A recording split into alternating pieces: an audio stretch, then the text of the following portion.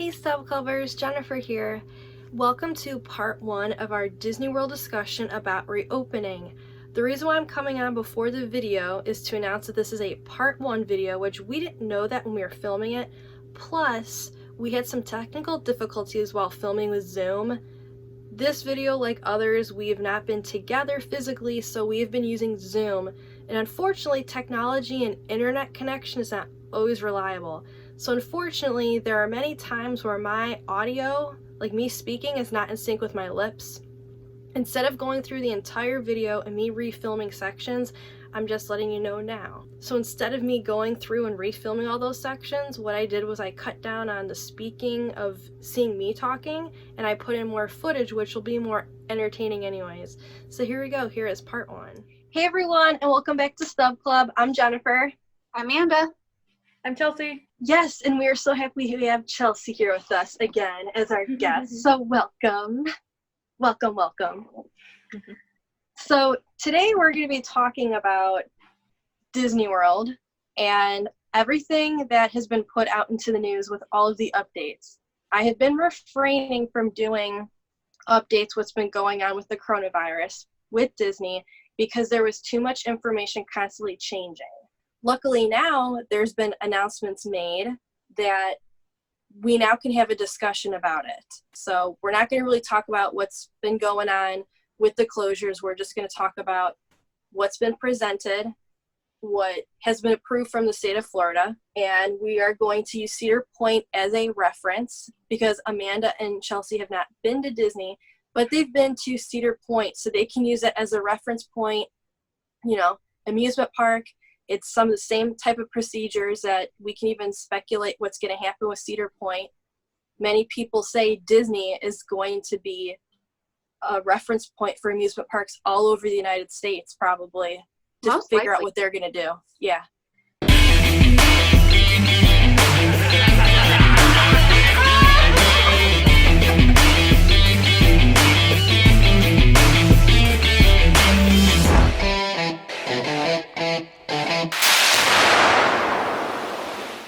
Universal Studios, however, is going to be opening beforehand, and they're going to be open like a whole month.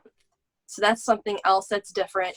June 5th, all 3 of the parks in Orlando for Universal Studios is going to be opening to the public. Universal Studios, Islands of Adventure, and their water park, Volcano Bay. All of those are going to open to the public, so we'll be able to see and get a test what happens in the United States when a park opens. Yeah. So enough of that. We're going to get into the Disney stuff. Yes. It was proposed during a task force meeting about the opening up of Disney World, and today we got the brand new update that the state of Florida has approved it. So this is official now. Magic Kingdom and Disney's Animal Kingdom are both going to open up as a phased reopening starting July 11th, not at full capacity. We are thinking it's going to be between 20 and 30% capacity. It has not been stated yet. That would make sense, definitely, because most businesses are not opening at full capacity. Now, are they letting? Is it mostly tourists or is it pass holders? Did they make that clear? That is, yes, I have that coming up with another batch of information. Perfect. Epcot and Disney's Hollywood Studios is going to open up with their phased reopening a few days later, and that's going to be July 15th. There has been no official word about Disney's 2 water parks, which is Typhoon Lagoon and Blizzard Beach. We don't know what's going to happen with those. Those hours are actually listed online, but people are speculating maybe they don't know what to do yet with the parks, so they're leaving them on there. But there's a chance those will be opening, but we don't know. And like I said, possibly the 20 to 30% capacity when they open up. We do not know what those numbers could be because Disney doesn't really release what are their numbers at full capacity. Because there's many times where there's like when they're overpacked, like on Christmas or New Year's Eve, when it's like an extended capacity, and no one knows what those are either. So that's, people get kind of iffy when they hear percentages with Disney because no one knows what type of numbers those will be. I personally think that it was a great idea for them to wait this long to open because they can see at that point in July what they're dealing with during that time period, how the numbers are looking for the United States since people will be traveling there, and just even see then from Universal Studios what happens with them from in Florida. However, there are many people who are arguing that is waiting too long. July is way too long to be opening up. And if Disney does open in July like that, then there's no reason why they should be opening at 20 to 30% capacity. That time during this time period with the coronavirus, they really should be opening at 50%. And I love how they waited until after 4th of July weekend to open. So I agree. I don't know if you guys want to add anything. No, I agree that it's smart to wait till after a holiday weekend because holiday would make it more packed. So honestly, they're trying to take the safe route on this, and I don't blame them. You know, they're showing that they are not about the money. They have other means of revenue. So they're trying to take things about safety. So I commend them. You know, I give them props for waiting and not trying to rush into opening like some other businesses are. In all honesty, I think it might be too soon still. Like, I think they could hold it off even longer and wait until they're at 50% before they, you know what I mean? I think it's a little too soon. Yeah, I can definitely see that too. We're always still at that point where week to week and day by day, everything's constantly changing. I feel that Disney is thinking, though, at that point during the summer, at that point during this with the timeline, that if they, would try it out, see how things go, that, at that standpoint, they might say, well, waiting too much longer, you might run into other issues too, even at a company standpoint. But I do commend them. I agree with you that I was hoping they weren't going to open up in May. Thank goodness they didn't. So I think that's a really good time period to wait. Like the same people who want it to have already been open, who want to open now, are the same people who, I want a haircut now. I want to go to the barbershop now. I want to be able to sit down in a restaurant now. I feel like they're the same kind of people. I think you're spot on with that, in all honesty. To me, it's selfish. I understand now employees wanting to go back to work to have like a sense of normalcy, that's one thing. But wanting it to be open without considering the safety is a selfish. The day that restaurants in Ohio started opening, sit down was allowed in Ohio. I went to pick up food from a local small restaurant, and there were so many people in there. Like, they were social distancing. They had a table in between each group, but I was shocked to see how many people, and seeing that many people in one building, without any masks on, it was weird. It was strange. Wow. Yeah, I have not gone, no, I'm not doing it. Not yet. They are going to be managing a new park reservation system. It does not matter if you already have a park pass. Like, if you already have tickets for the park July 11th, that won't matter. It won't matter if you have hotel reservations or if you have an annual pass. They're going to create a brand new reservation system where you will then have to reserve your spot for the day, and you are going to have both that reservation and the ticket. This is my personal thought on it. How are they going to create this reservation system to be done fairly, be reliable, and so it's a system that downright works? Because there's been so many issues with Shop Disney where people are putting bots on buying stuff. There's a glitch where a lot of times they say technology, you can only do what you can do with how fast the technology works. What if there's so many people that go on their system that day that reservations are almost impossible to get? However, they did state that there's going to be no new ticket sales and no new hotel reservations. They're going to put a pause on that. People will get dibs on that new reservation system if they already had tickets to the parks and they had a hotel reservation. How long do you have to sign up for that? Like, is it like that morning, or do you get like time before it to sign up? We don't know. Mm. Disney literally only says we're creating a reservation system. And that's why people are blowing up Facebook pages and TikTok and everything else, because no one understands it. We don't know how far in advance it will be. The other problem is if you had a vacation and you were going to be going 7 days to the park, are they going to allow you to go 7 days? Because Shanghai Disneyland was only allowing, I believe, you to go 1 day with the reservation. You had to wait till you were done with that day or you were there, and then you got to make another. They're making the reservations because they don't want people to show up there and then be turned away or told, guess what, we met capacity. And at the same time, they can't keep all those reservations to spot on what they did probably, because they will be at limit capacity. It's a very sticky situation, because that person on TikTok made a good point, though, where he said he would rather show up early that day, where he's totally capable of not dealing with technology glitches, show up that day, and it will be up to what time he gets there and Disney's decision in that moment, are we at capacity or not? And he'd rather be turned away then, because there are so many times where people go in the parks and then they leave, like to put their kids down for a nap at a hotel, and then they'll come back. So that part is where the reservations are going to get kind of iffy.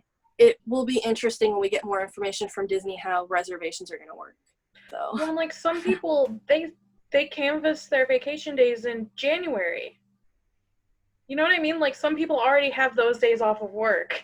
So Yeah. now they're going to be trying to figure out if they can swap their days or whatever, you know? So hopefully they can they'll work it get out. first dibs, basically. That's not the word Disney's using. I'm just putting in my own words. That's basically it. Like, they'll get first priority at making those reservations. That I kind of agree with, you know, where they already have a hotel reservation. You know, they already plan to be on premises for those days. So letting them have first dibs of park tickets, I kind of understand that. A lot of the reservation system, how it sounds, it reminds me of ColossalCon, how there's always an issue in booking a hotel room. And usually, you know, sometimes it's, you know, the people who had a room the year before get priority, or, you know, you had to book while you were on premises for the next year. The rules are always changing, and it never seems fair. No one is ever, it can't make everybody happy. I feel like Disney's going to run into that problem. They're not going to be able to make everybody happy. So because say, for example, with ColossalCon, you have to be able to put down a deposit right then and there for a hotel room. If you're there at the convention, you're spending your money on the convention. You might not have the money for the next year. So you get screwed out because they only have so many rooms. And Kalahari can only fit so many people.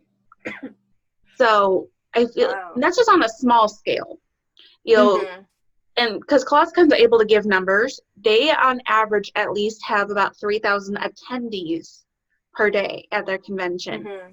That doesn't, you know, they sell out the Kalahari Hotel, including the little villas that are in a separate building, I should say.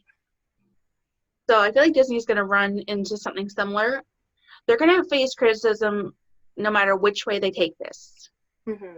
But I do agree with having the people who already have a hotel reservation getting first priority in the park reservation.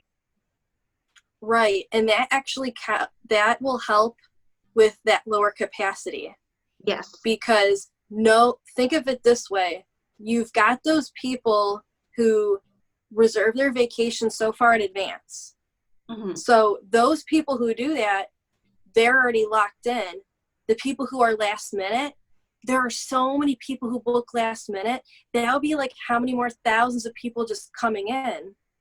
Exactly. So they blocked that door for the last minute people. And then they blocked, just people hearing now, because people were probably like, oh, well, when I hear when the first day is going to be, I'm going to get a ticket to be with this historic event. So that helped prevent all of that. And they're even stating how annual pass holders, it's going to be a little bit harder for them to get in. Yeah, I feel like it kind of makes it a little bit more of an equalizer in a way. People who have the annual passes usually get a lot of special treatment. They can get first in line for things. It kind of puts them on the same playing field as those who can't afford those passes. And then right. It sucks that they paid the money to have special privileges that they may no longer get. But I'm sure they'll be compensated for it in some way, shape, or form.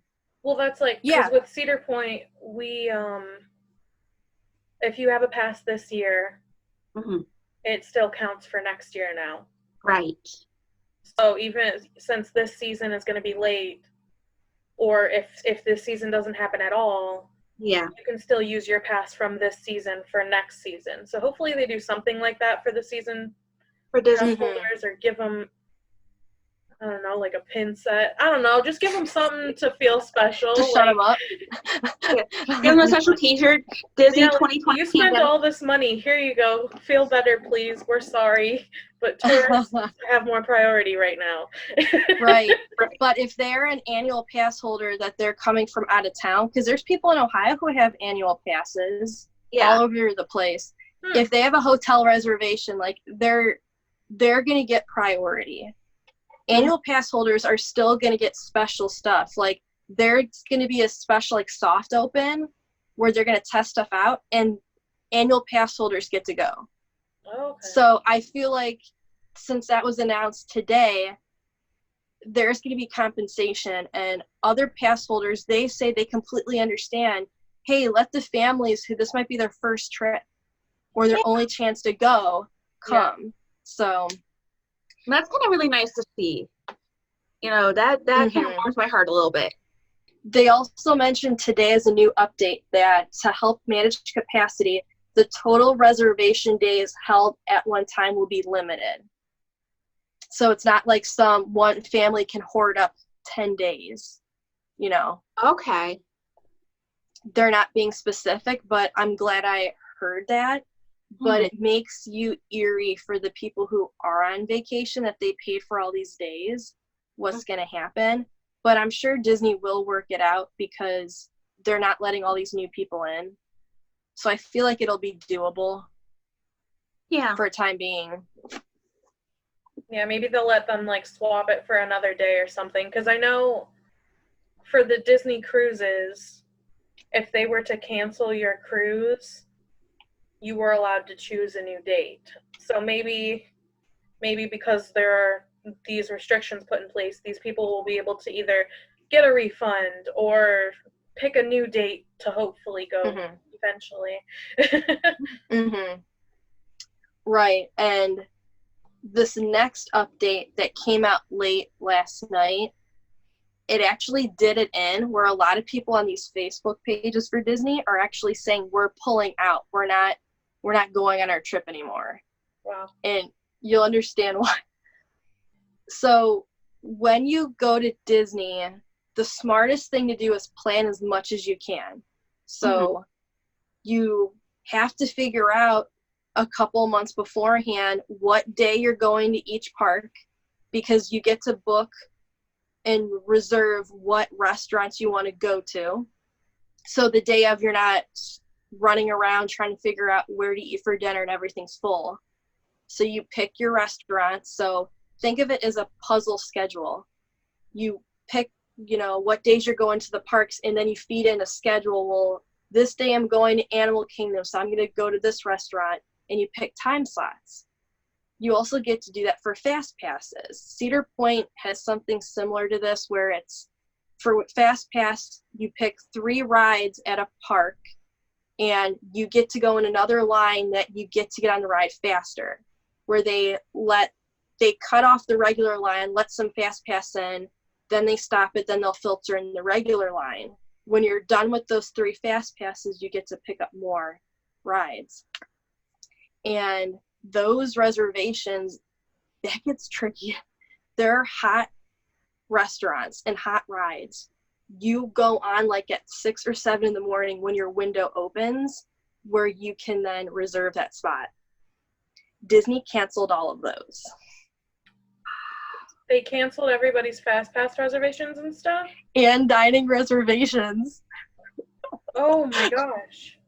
I was hoping my sister was going to be on here because I didn't tell her about this part and her jaw would drop. I couldn't get over this. I mean, are they still going to do online ordering and stuff for the restaurants at least? Because I know now most of the restaurants you can order online, right? You can pre-order your food and stuff at most of the places. Isn't that a thing? I don't know that Not at Disney, no. Oh, maybe. Well, right now, everything is closed down at the parks. Nothing's open. Disney Springs has restaurants open. It's an outdoor shopping complex. It's only been open for 2 weeks now about. They have restaurants that are at limit capacity, and they do like virtual queues, I believe, to get in them. So it's kind of like where you just get a buzzer, but it's through the Disney app on your phone, or they text you when you can come there. This is the reasoning behind it. Right now, all those reservations, restaurants are at capacity. They can't have that. So what they're doing is they're canceling all the reservations, and some people for dining, they can book that up 180 days in advance. So those people are really mad. Yeah. They need to wipe the slate clean and restart the process. So then they can only have, they need to have that lower capacity at the restaurants and on the rides. And they can't do that with everything that's booked. So when it comes closer, when they're going to open, it's going to be a 60-day window now. Before it was longer. Right. They will then start that process all over again, where people then who already had reservations, already had tickets, all that stuff, they will then get to remake a dining reservation. Oh. However, Fast Passes are not going to be a thing. Wow. And I understand the dining situation because you can't have every table full. Yeah. With what it was reserved for. Fast Passes, I think that's stupid and ridiculous, because their whole thought process behind it is, oh, well, because we're social distancing and there's the markers on the floor or the ground 6 feet apart, we don't want the line winding way out into the park in walkways. So we're just not going to let there be a Fast Pass, so then we can have Fast Pass, like they're going to use that line area too, like for the queue to get in. Okay. But when you think about it, it's really dumb because there's no need. You could still have people making those Fast Pass reservations. Fast Pass is what makes it easier to ride a certain amount of rides in one day, and you have the guarantee to get on your favorite ride. Yeah. Right. Well, and that was my thinking. Like, what if you had a Fast Pass for a ride you've always wanted to ride, like you've never been on it before, and then you read that article and you're like, oh, okay, guess I'm not riding it anymore. Yeah. Unless you get there early and make it the first one of the day. But I feel like they should figure out like the length of their Fast Pass line, how many people normally fit in there, spaced out and marked 6 feet apart, and have that be the capacity for a Fast Pass. I'm not sure. Not sure why that's a thing. Right, and plus the Fast Pass reservations too. Mm-hmm. And what makes no sense is there was nothing officially announced. However, on this chart that I have on here, I'll be reading shortly, it says lower capacity for rides. So they're not going to be filling every row in the vehicle. So it's going to take longer to fill up the ride vehicles because it'll be like every other row. For coasters, if it's a boat, any type of vehicle. But people were bringing up about virtual queues where you go on the app, you reserve a spot, and then when your time is ready, then you can go and get in the line and almost like walk on. So I don't get why they need all this space for people to line up if there was talk, or maybe that was just a rumor. Or if they're going to do that virtual queue, maybe they're going to use the fast pass lane as the entryway for people to go if they have the virtual queue. Yeah, but if you're going to have a virtual queue, then just keep the fast pass. It's the same thing. The fast pass is a virtual queue. Mm-hmm. And that makes me wonder too, with Cedar Point, bringing that back up, isn't there a system like fast pass at Cedar Point? Yeah, you have a badge. You can and you have to go on the line. There's how much it costs. Also at Cedar Point, they have ones for disabilities. I happened to be with a friend last time I went who qualified for that because they had a condition where they cannot stand for long periods of time because they had bathroom needs. So they have to have easy access to a bathroom. So what we would do is we'd go up to, the front of, not the front of the line, but the entryway. He'd show them the paperwork. And they're like, okay, they would check it with the fast pass, but they'd be like, okay, come back in at this time. And we wouldn't go through the fast pass lane. We'd actually go through the exit to get to the ride. There's usually a small group of people. It's not a big thing, but people who say have a walking cane and they can't stand for long periods of time. They have to be able to sit when they need to sit. It'd be used for something like that. Or just there's a variety of things in general. They have it in their guest services of stuff that qualifies you for this certain pass. You're allowed to take up to 3 people with you. Oh, is it 3? 3. Oh, I thought it used to be 1. I wonder if they brought it up. They brought it up. You can take 3 people with you at a time with that pass. Awesome. And it doesn't cost a thing. It is completely free. Disney might. I think they have something similar. Put the fast pass through the exit. Yeah. Well, what do you think Cedar Point's going to do? Is it called Max Pass, or what's the thing called the Cedar Point? It's a fast lane pass. Okay. Do you think they're going to keep it if they reopen? I think Cedar Point really likes the money. I think they care a lot about the money. I think they're going to keep it because they have an app. I think they're going to start utilizing that a little more because they have other ways people can go when needed. I think they're going to keep the fast pass, but there's always a possibility they can take Disney's route because you don't have to make reservations like you do at Disney. You just walk up and get in a fast. Yeah, you just flash your badge. You just flash your badge and go. Do you have to pay extra for that? Yes. Yeah. And you can get a season fast pass now. It's like $1,000 a year. Yes. Thank you everyone for joining us for part 1 of this video. Please stay tuned. Part 2 will be coming out where we continue our discussion on things with Cedar Point, things with Disney World, and talk about comparisons and more on how Disney procedures and policies will be set forth.